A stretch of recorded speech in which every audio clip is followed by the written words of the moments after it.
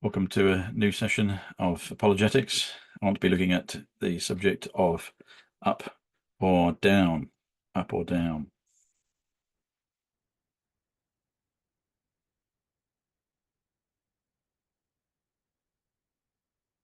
One of my favourite locations. This is Loch Maree, and here we see a wide angle view of the loch. So you're actually seeing both ends. On the left is the western end, and on the right is the eastern end with Slioch, this grand mountain there in the distance. And in front of you is one of the little islands, many islands on the loch. But looking at the loch, you see this amazing reflection, and your eye is drawn both to the island and to the mountains and to the dramatic sky, but then also to the water. And as you look at the water, you have a choice. You can either look at the surface, which leads you to the reality of the image that is being reflected, or you can look through the surface of the water down to the bottom. Now, I often have this experience when I'm fishing.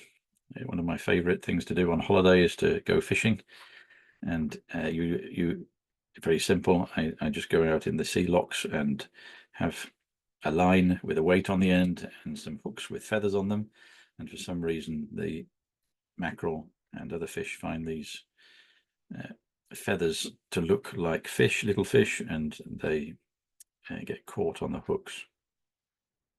But as you look at the surface of the sea, you have this choice. You can either look at the reflection, and the reflection leads you to the reality of which it is an image, or you can look through the surface down.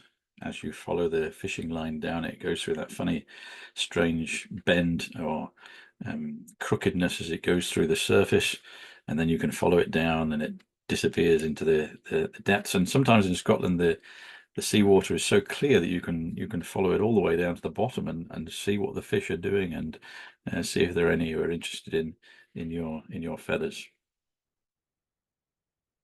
And so I have described this part of apologetics as the up or down reality, the up or down reality. You can either look at what you see in front of you and trace it forwards as an image of the reality behind what we see. Yes, of course, what we see is reality, but that reality is speaking of something beyond itself. It is not just a brute set of facts in front of us. It's a reality. It's a revelatory reality. It's speaking of something above and beyond itself. And so this session is to look at how that works out in practice. So I'll go to my first substantive slide. Some of you may have seen this one before. I think it's a very important slide, and it takes us to the passage that I put at the heart of my apologetics instruction, and at the heart of how I believe we should be preaching the gospel in the 21st century. So Paul, in his letter to the Romans, he deals with the foundations for his message. He says, I'm not ashamed of this message, this good news, this wonderful message that everybody should hear. It needs to go out to all the world. It needs to go out to all the nations. Everybody needs to hear it. Everybody needs to believe it.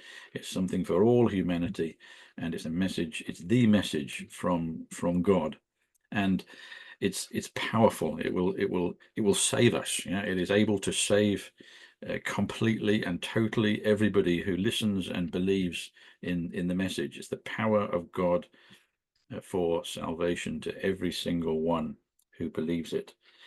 It's for the Jews and it's for the Gentiles. It's for the Jews first, but also for all the nations.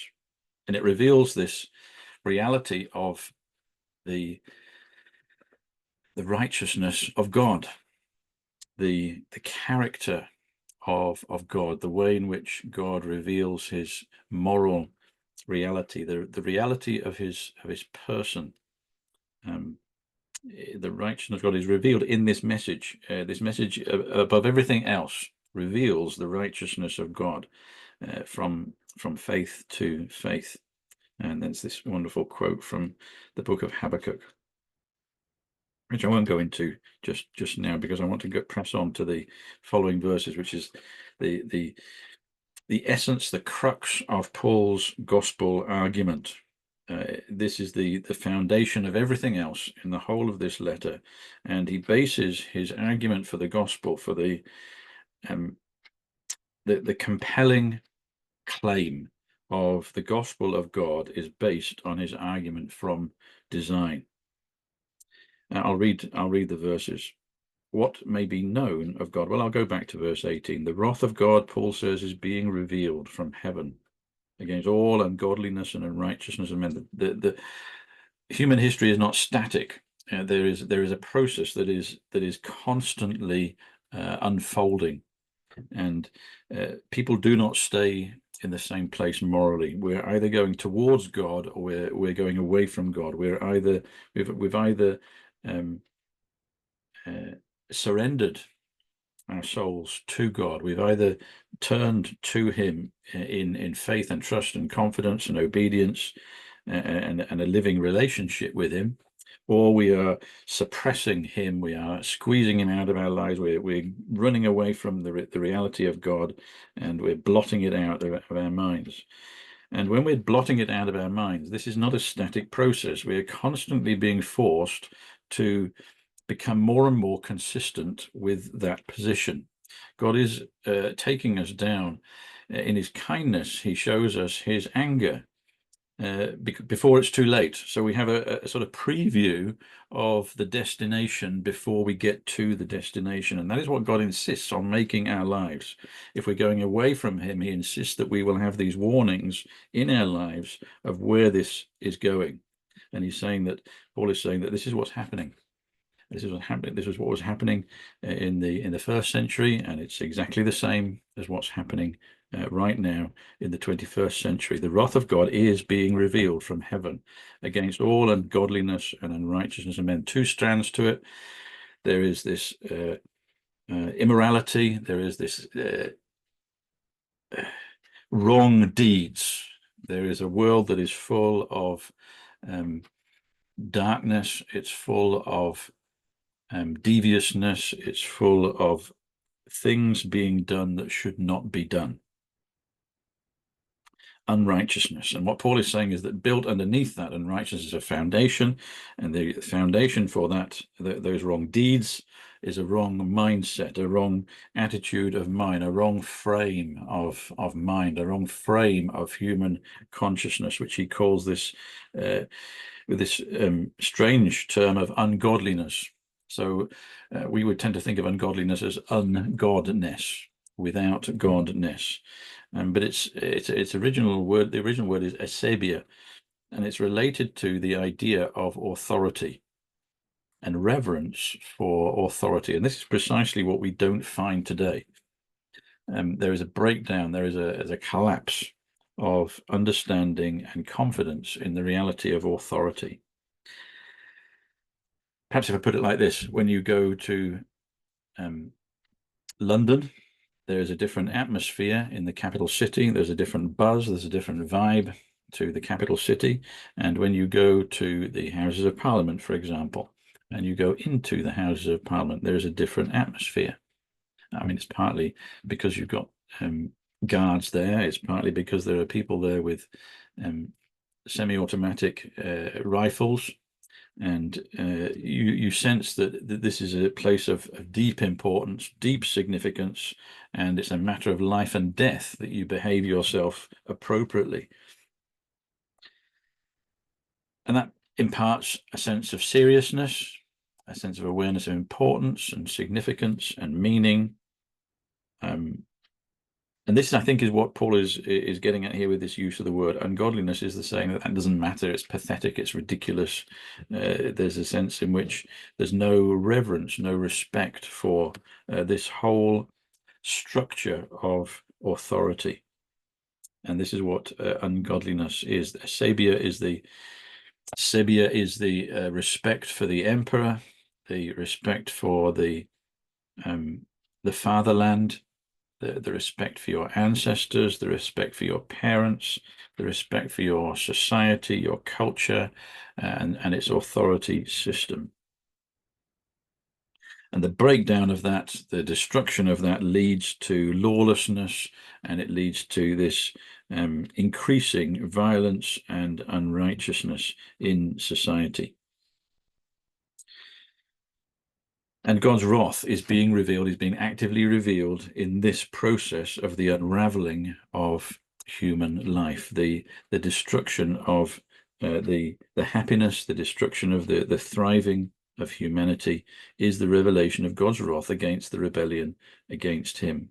God's wrath is revealed from heaven against all ungodliness and unrighteousness of men who suppress the truth in unrighteousness. So this isn't just a sort of neutral choice.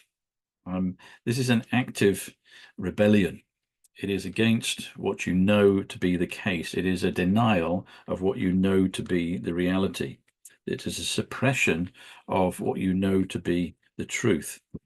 Unrighteousness speaks for itself. Evil speaks for itself. And in the human soul, there is an awareness of right and wrong, which is written very deep.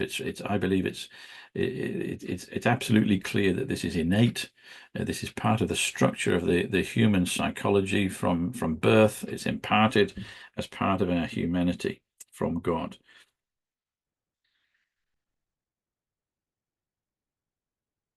They suppress the truth.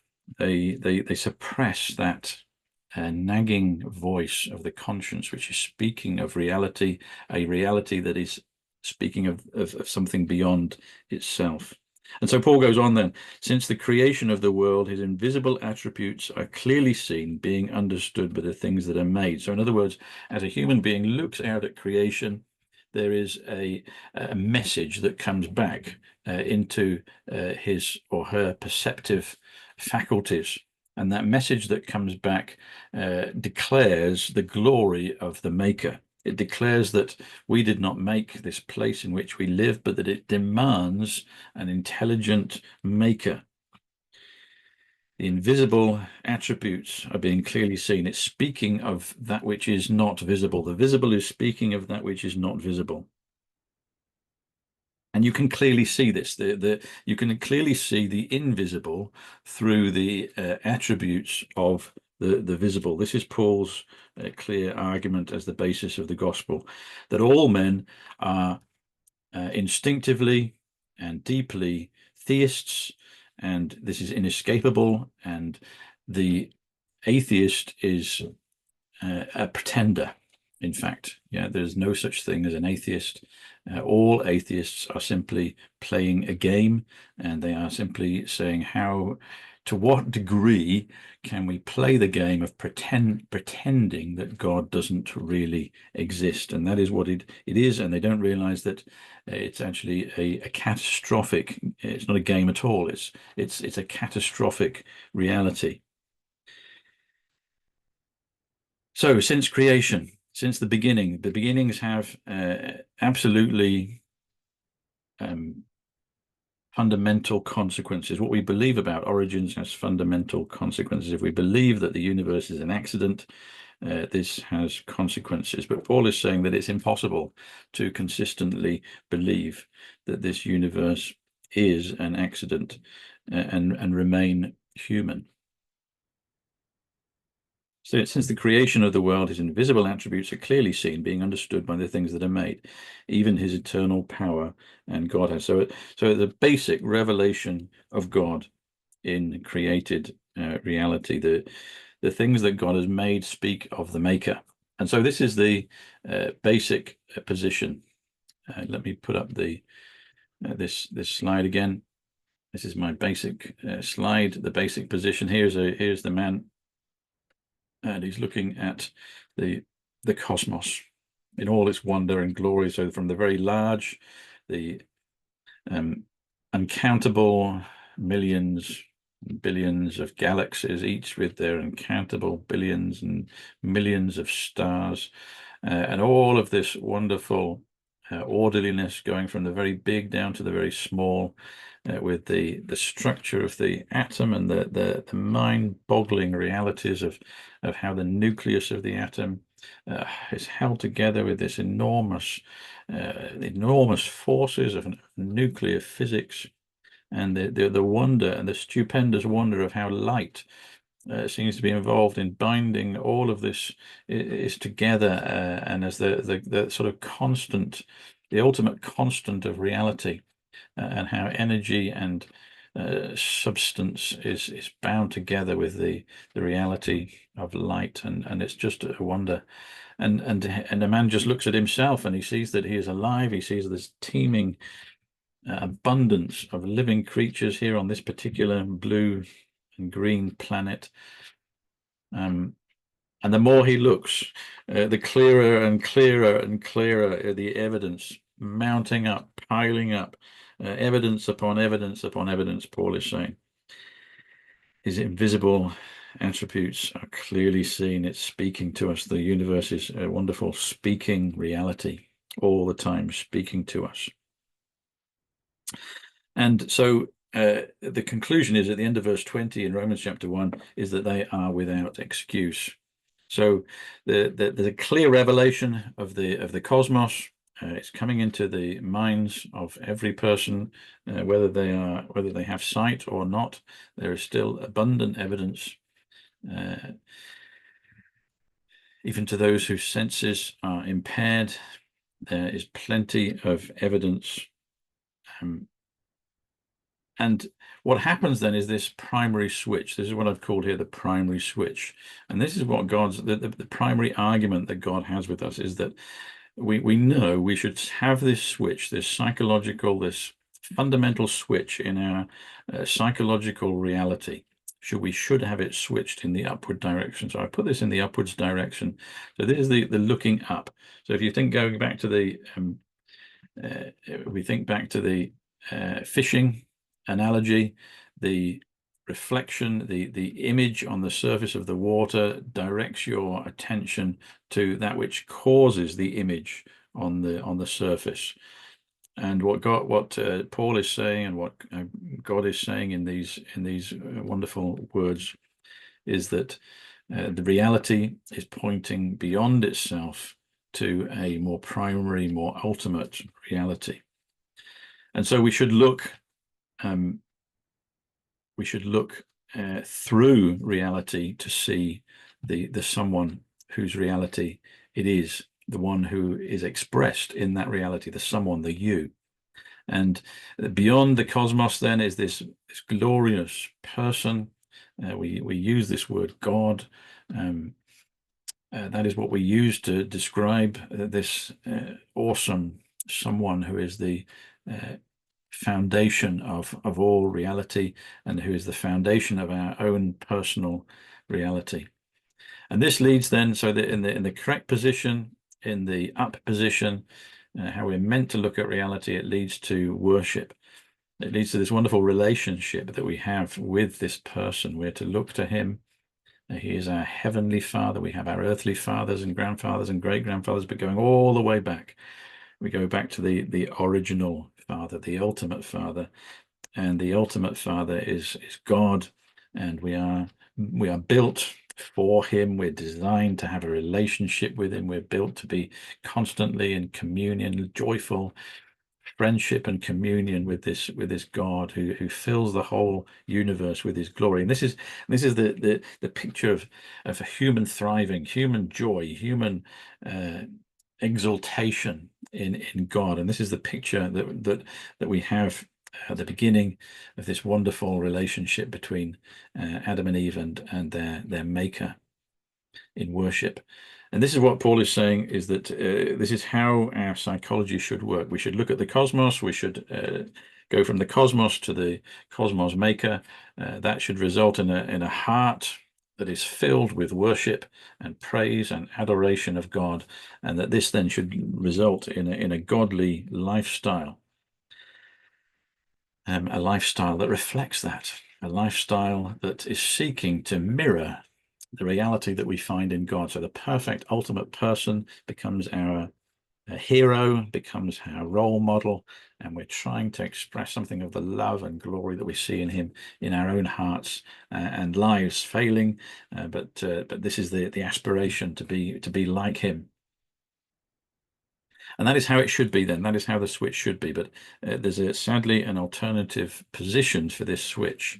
And this is what God has got a problem with. This is what God is saying he's hostile to, where people switch the switch downwards and they say, no, we're not going to have the whole of reality pointing beyond itself. We're going to say that reality, material reality, is ultimate, that there is no someone who is ultimate, that all of reality comes from the impersonal, that it comes from the material. There is no ultimate you upon which everything is built.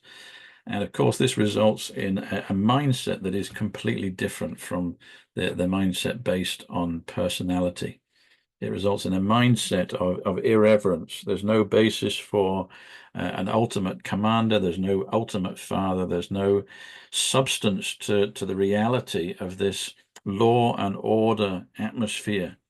And because the soul is in rebellion against God, it ends up being in rebellion against all law and all order. And this is the root of our problems in the West. This is the root of our problems in the UK. There is no foundation for law and order. There's no foundation for respect. There's no foundation for reverence. And so you have this horrible irreverence, this horrible breakdown of respect, this horrible breakdown of law and order, and a godless lifestyle which becomes increasingly lawless and violent.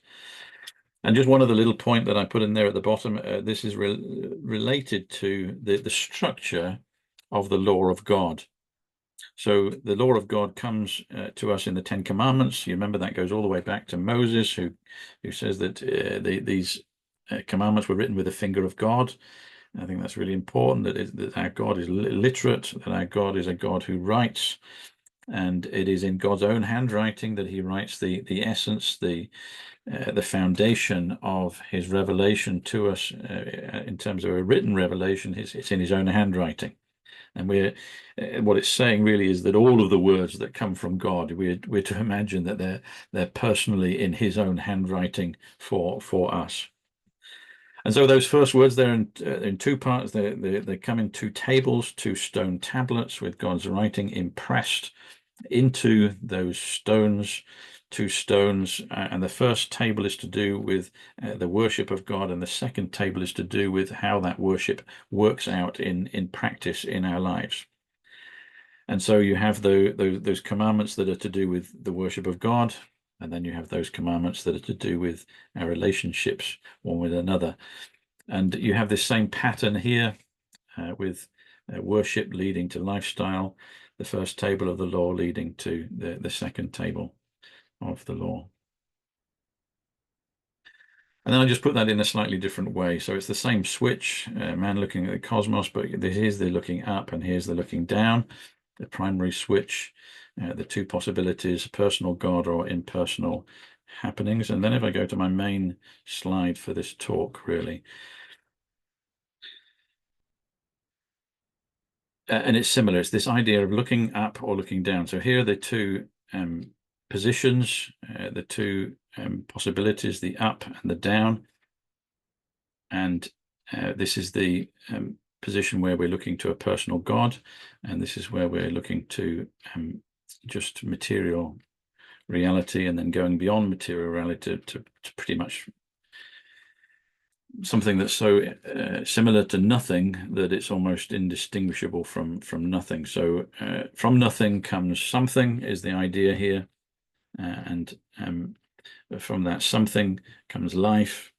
And you begin with very simple forms of life, although in fact Paul puts, interestingly, the first and most simplest form of life he puts as a reptile, and I think that's very significant. This is where you end up looking down. he's saying that beyond the material, beyond the idea of the material, is a malign mind, a reptilian mind, the ultimate evil mind, the Lord of Death. He's the one who likes the idea of death and silence as the origin, and death and silence as the destiny of human souls. And the idea here is that you get progressive development of the idea of authority. So you begin with the god who is the serpent, and then you get increasingly complex gods until finally you get to the God who is yourself. No, nobody higher, nobody beyond. I am my own God. I am my own master. I am my own Lord. There's none beyond me. I'm the master of my fate, master of my destiny. And so answering these big questions then, who am I? Where did I come from? Where am I going? What am I for? These are the big questions that constantly spring up in our souls when we're on our own, when we're forced to face the fundamental questions, when we're face to face with death, when we're face to face with what's the reason for my life. These are the questions that we come up with. And what Paul is saying then, that there's two directions in which we can look. And I don't know whether you found, perhaps Christians listening to this, I don't know whether you ever thought why it is that Romans 1 is so sexual. Why is it that the foundations of the gospel are connected with homosexuality? Why does Paul put homosexuality in Romans chapter 1 when he's trying to lay down the foundations of the gospel? It seems utterly bizarre. Why on earth would there be stuff in here about homosexuality? Why is that so relevant at the beginning of preaching the gospel? Well, I believe that the reason that he puts it here is because sexuality, human sexuality, is deeply fundamental. It's deeply significant. Our hearts built for love, and the expression of that love is in interpersonality. And the deepest expression of that love that any human being can ever experience is the experience of marriage. Now, it's not for everybody. I realize that there are people who don't ever get married. But it's intended that all human beings should at least have some understanding that this is significant. So each person should at least have the experience of a loving father and mother, and realize that it is that love between the man and the woman which resulted in their existence. So this sexual experience of sexual love, the joining together of the two different sorts of human person in this amazing reality that we call human sexual intercourse, is the cause of new life. And there is something, this is a revelation. It's not just something that happened. God did it on purpose, and he wants us to realize that there's something of ultimate significance to this. It's speaking of something beyond just how animal life works. It is speaking of God. And he wants us to realize this, that in making the humanity in two sorts, and making it such that you need one of each sort to come together in this permanent relationship of marriage, a covenant relationship of marriage. And he wants us to know that that is absolutely fundamental and significant. And it's pointing beyond human life to the divine life. It's pointing to the relationship between God and us. It's saying how much God loves us. He's made this amazing relationship of sexual union and human love in order for us to experience the wonder of that, and the wonder of the creation of life as a result of it. He wants us to look beyond that to see that there's something even more wonderful. And this is the wonderful thing that is available for everybody, and it is absolutely vital for everybody. You don't have to have the experience of human heterosexuality. You don't have to have the experience of human sex. in order to experience the full reality that it points to, the greater reality that it points to, which is this amazing relationship of intimacy with God himself. So that's why I put marriage bound up with the origins and destinies of humanity, because that's how the Bible works. It's a story that is bookended by two marriages. The first marriage is the marriage of our first parents, Adam and Eve, in the Garden of Perfection. It's this covenant relationship that is pointing to our significance with God. That's what you have at the beginning of the human story, and at the end of the human story, you have the culmination of that. Yes, you have the Bible speaks of the marriage supper of the Lamb, to which all history is journeying. And so the looking up is the marriage way of looking at reality. Looking down is the sexual chaos and independence and denial of the LGBTQ or any other number of basically it's chaos, basically it's independence, basically it's denial, and underneath all of that is the complete fragmentation of humanity and the complete disintegration of human society into darkness and folly. And so you have this then this awareness of the revelation, the rejection of the revelation, but then this escalates. It doesn't stay still, it escalates downwards, and you don't stay still when you rebel against God. The thing tries to consistentize itself in unraveling itself. So if you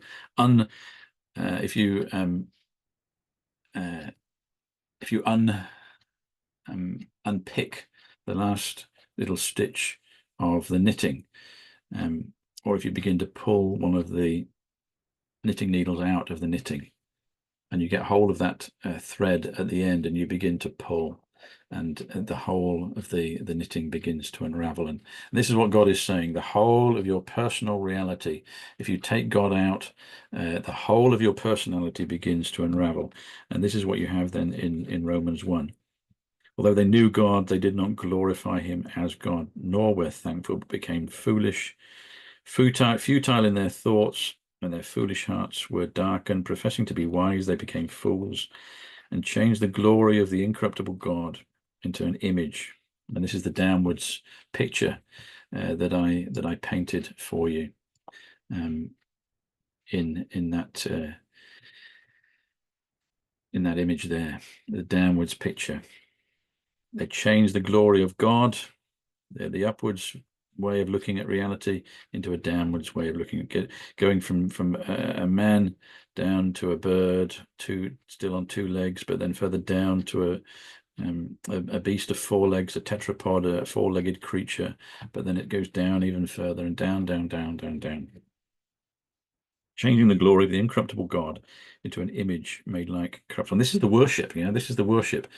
This is the worship system of modern man. We see our origins. It's not so much that there is evidence for evolution. I don't believe that evolution is based on evidence. It's based on philosophy. It's based on a mindset. It's based on a worldview. If you have decided, if this switch is switched down, and you're looking for material origins, you're looking not for personal origins, but you're looking for material origins, you have to have a system that works, and that is the only system that works from this point of view is some kind of evolutionary system. And so it's a necessity. It's not a matter of evidence, it's a matter of necessity. If you're going to have your switch down, you have to have evolution. There's no other show in town. There's no other option. So God gave them over then. This is the result. There are consequences for this. He gave them over to uncleanness. There are immediate sexual consequences. If you turn away from God, you turn away from this covenant picture of interpersonal reality, and you downgrade the person from the image of God to the image of just randomness and chance. And then you've got no standards. Then you've got no pattern. You've got no reason for two sorts of human being. This is just an accident. Male and female is just an accident. And it might even be an accident in your life for all you know. And so you get this complete and utter sexual confusion that it results. God is giving people over. It is a judgment. It is the folly, it's the foolishness, and it's totally evident. This isn't something that we're imagining. This is actually happening in our society. It's happening in our reality. It's happening in people's lives. They're destroying their lives. They're destroying their possibilities for happiness in this crazy madness that even results in people saying they don't know what a woman or a man is. Bang up to date, isn't it? Romans 1, absolutely bang up to date, and it's like the Bible, the entire Bible, it's bang up to date. It's God speaking into the reality of our lives. Therefore, God gave them up to uncleanness in the lusts of their hearts, to dishonor their bodies among themselves, who exchanged the truth of God for the lie, and worshipped and served the creature rather than the Creator, who is blessed forever. Amen. And this follows on, it rolls on, the consequences begin to manifest, they begin to unravel. This reason God gave them up to vile passions, for even their women exchanged the natural use for what is against nature. You get this horrible phenomenon of lesbianism, and it's catastrophic. It's destructive. It's breaking up the intention of happiness of the two sorts of human being, finding the perfect interrelationship between them that God intended. It happens in women, it happens in men. Likewise, the men leaving the natural use of the woman burned in their lust for one another, men with men, committing what is shameful. This is homosexual practice, receiving in themselves the penalty of their error, which is due. It's no accident that this kind of sexual intercourse is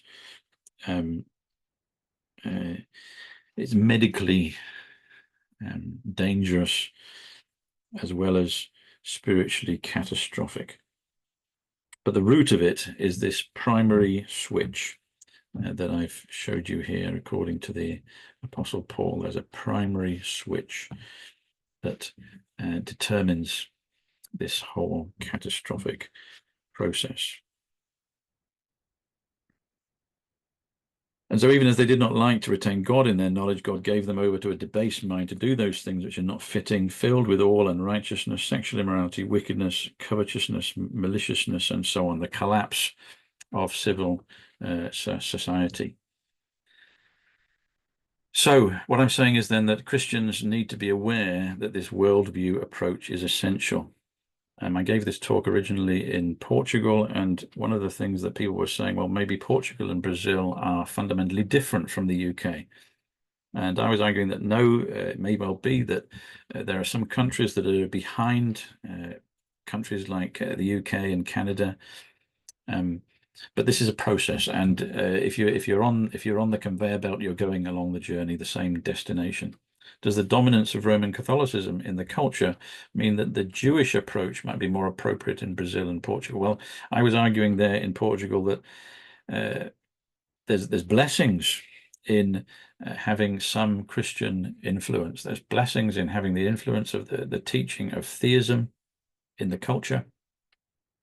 And to some degree, some of the hard work may already be done in terms of establishing the reality of God, but I doubt it. I doubt it. My feeling is that this is universal. This is amongst all the nations. This poison is evident in all of the nations. I'm convinced that this argument is a mistake. The culture of both countries is not a mere. All countries, I think you could argue that. I mean, even fundamentalist Islamic states, I think are increasingly being influenced. So if you think of a situation like Iran, you can't keep the internet out, and there is this process of unraveling still going on, even in fundamentalist Islamic states. So there's no immunity. You've got to do the hard work of working through the worldview approach, this approach of the Apostle Paul and the approach of God. The same cultural influences are on the loose in all nations. Satan's basic approach is the same. This goes back to the fall. This is exactly the same strategy, different clothes on, but it's exactly the same thing all over again. And if you have this in the universities and schools, in the education system of the nation, if they are not actively teaching and encouraging godliness, then you will certainly follow the same course in other countries as we have followed in the United Kingdom. So just to clarify what I was saying about the two stages of this switch, the gospel comes and there are these defenses against the gospel. The first defense against the gospel is the being of God. Does God exist? Is there such a being? Is there a real being as God who exists that we can call the supreme God? Or is this merely a matter of lesser gods, polytheism, or even no gods, and the only God is us? So this is the first question that has to be faced in preaching the gospel. This is the process of preaching the gospel, reaching the point where we can receive the gospel, receive the love of God in Christ, and there are these two barriers, these two walls. This castle of the human heart is defended against the assault of love from God, and we block it out, thinking that God is not for us, God is hostile, God is going to destroy us, God is against us, and we block him out in our blindness and in our darkness. And first of all, we say he doesn't exist, he isn't real, and then having been persuaded that he's real, we start saying that he isn't what he says he is. We malign, we make a caricature of God's character. So that's the down way. What about the up way? The master switch going in the upwards direction. The invisible things. This is what this is the master switch. If we switch to up, the invisible things of the from the creation of the cosmos are clearly understood, being seen. Eternal power and deity,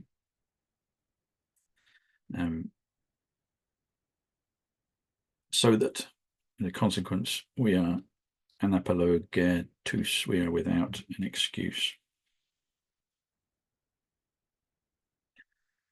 The design intuition is sound. Yeah, so this is the first pounding of the gospel. It says that the design intuition is sound, and ought to the consternation of all the evolutionists and atheistic physicists. All the heavy firepower rebellion is directed at the design intuition, and the design intuition is that order is always the consequence of mind, and we live in a universe of order, and therefore there is an ultimate and universal mind. And the dam on this flow of logic does need to be completely dismantled. We do need to realize that a huge job of work does need to be done on dismantling the dam on this flow of logic. Paul rests the whole weight of the gospel on this principle, just as much as he rests it on the resurrection of Christ and on the substitutionary atonement. Design is just as important as those other fundamental doctrines, and I would argue that it's even more foundational, perhaps not more important, but it's more foundational. It's nearer the bottom. Those other things don't make sense unless they're built on this principle of design. Belief in an undesigned universe warps the gospel just as much as removing either of these fundamental truths. It's just as important as the resurrection and the substitutionary atonement. Design principle goes a long way back in Christian, amongst Christians. You can trace it back, obviously, to Thomas Aquinas.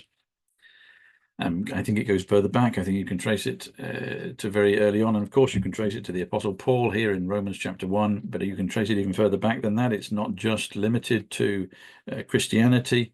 The Stoics were well aware of this idea David Sedley at Cambridge University, who's an expert on the history of philosophy, traces the idea back to Anaxagoras. And in my mind, it goes back a good deal further. I think it's as old as creation itself. The heavens are declaring, and there's wonderful description, isn't it, of the creation. The heavens are declaring the glory of God, and the sky above proclaims his handiwork. Day to day it pours out speech. Can you hear it? And night to night, looking out at the night sky, reveals knowledge. Do you want to sing when you see the stars? There's no speech, there are no words whose voice is not heard. Their voice goes out throughout all the earth, and their words to the end of the world, and so on. Goes back at least to David, the psalmist, and I would argue it goes back even further to the very ancient world. I would argue that it goes all the way back to Adam. I don't think Adam had a problem with design. I think that perhaps he was the clearest understander of design as he came into perfect, sinless consciousness. Design was singing in his soul. But there you have it in Job. Does the hawk fly by your wisdom and spread its wings towards the south? There's somebody who's got an aeronautical genius behind the feathers and wings of a hawk, and it wasn't us. There was somebody better than us, and it wasn't randomness. It's not. This sort of stuff does not happen. It's utter folly and madness to think that this sort of stuff can happen by chance. That's the desperation of ideological necessity that results in such idiocy. God demands that Job becomes something like a theistic scientist. And so he goes through, as he's revealing himself to Job, he goes through ecosystems, gestation periods, the extraordinary nature of reproduction, the extraordinary nature of growth and development, the grandeur of the great and glorious creatures that God has made. The visible realities, the elegant foundation. This is what these words really mean. The elegant foundation of the habitable cosmos. Somebody sat down and thought about this. This is no random happening. This is specially arranged for human worship of God. They reveal the invisible realities, his eternal power and deity. There's a manufacture, literally something done with the hands, a handicrafting of God, a forming, a shaping by cutting, a forming of the boundaries, the hierarchies of nature. There's a morphology or form of the object that reveals not only its own elegance and grace, but the sheer praiseworthiness of the sculptor. And this is universal in all of our experience. I very much struck by the idea of a jigsaw puzzle. There's something about putting, I don't know whether you like jigsaw puzzles, but I love jigsaw puzzles to a degree, at the right time and in the right place. But there's a sort of competitive streak in me, and I want to be the one who's putting in the most pieces. And I don't know whether it's the same with you, but when you get a piece and you find it's the right piece and you put it in the right place, there's a sort of irresistible temptation to put it in an exaggerated fashion and tap on the top to announce that the piece has found its legitimate home. And there's a almost magnetic snap to a correct piece going in, isn't there? It fits. It's just right. And there's all kinds of cues and signals that tell you that it's just right. It's not just simply the correct shape and snapping in and fitting beautifully, but there are multiple dimensions of the fit. So it's not just the shape, it's the way in which the colors integrate with the surrounding pieces, and the whole of that integration makes a wonderful picture, perfectly fitting its environment. And so the gospel comes to us then, this message from God, and our response to it is that it's a no-brainer. Yeah, there's no escape. There's no possibility of escape. This is the overture from God, and it takes all our arguments away, or at least it should do. Can you find more love than the infinite love of an infinite lover? Can you seriously think of fighting the eternal, omnipotent creator?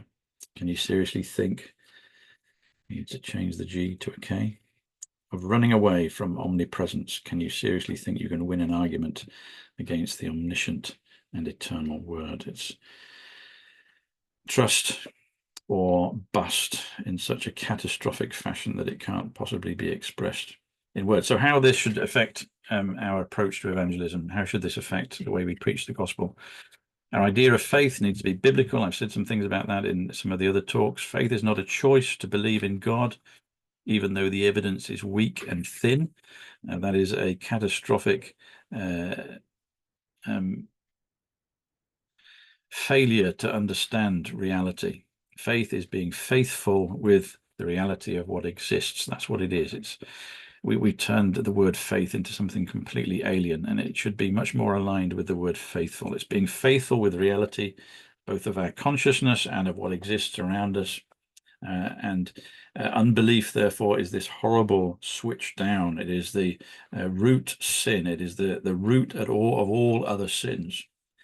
And so the gospel does not need to apologize for existing. It boldly clings to the truth and confronts all that is not true. And so when we're preaching the truth, when we are preaching the truth, I beg your pardon, start again. We are preaching the truth when we preach that there is one true and living God, and that our universe declares him, and that our own being knows he is there. That we are preaching the truth when we say that. We are speaking the truth when we say that. We proclaim the unknown, known God. It's a strange thing, isn't it, to say, but I believe it's absolutely the truth. We are proclaiming the unknown, known God. We know God, but we don't know him properly. But he's the God who is near, so wonderfully, wonderfully near. He's near to you right now. He's calling to you right now. And he's the God who is drawn near. He's constantly drawing near to us. And even in his anger, there is this mercy. It's merciful anger. It's anger that's revealing itself, saying, don't go that way. Don't go that way. It's going to disaster. Come back, turn around. The God in whom we live and move and have our being at every moment is this God who calls us constantly in all our experience to himself.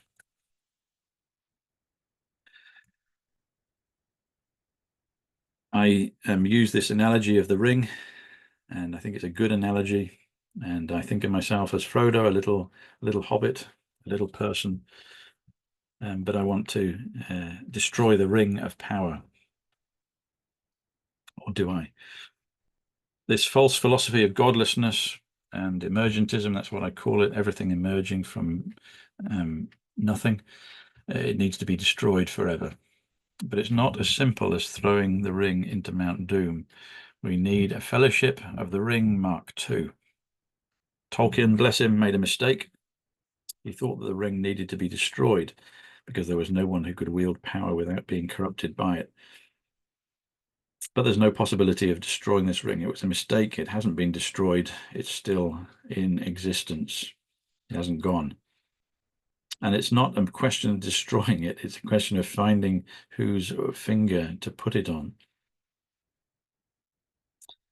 The ring represents universal rule under one Lord. Is there such a Lord?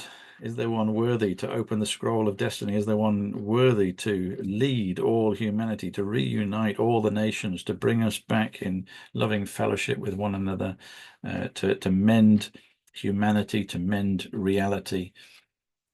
Can the ring be used for reuniting all the different fragmented groups of humanity? Is there a king who can not only wield the sword Anduril, but also wear the ring of ultimate power and kingship, defeat evil, and bring ultimate healing to this universe? Well, my conviction is that you won't be surprised to hear our Mount Doom is not Mount Doom, it's Mount Zion. And our ring of power is a wedding ring. And we're invited to the ultimate wedding at the end of the universe. We stand for putting the ring on the ring finger of the hand that is forever scarred for us. Mount Doom did not destroy the ring. I have it. This is the Rivendell Council. How do we save our Middle-earth?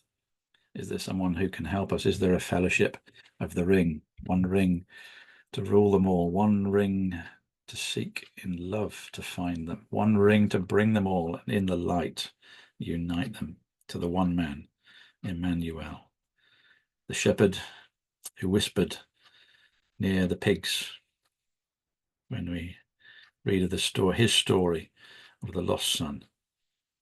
He's the shepherd who was there seeking the lost amongst the pigs. He came himself. He said, I will arise. The man amongst the pigs said, I will arise and go to my father. He was the one who suggested this into the consciousness of that lost man. And so he went and he rose and he went to his father, and his father, I've sinned. And to cut a long story short, there was music and dancing. And that is what we are journeying towards if we're setting our face to seek the Lord while he may be found and to call upon him while he's near.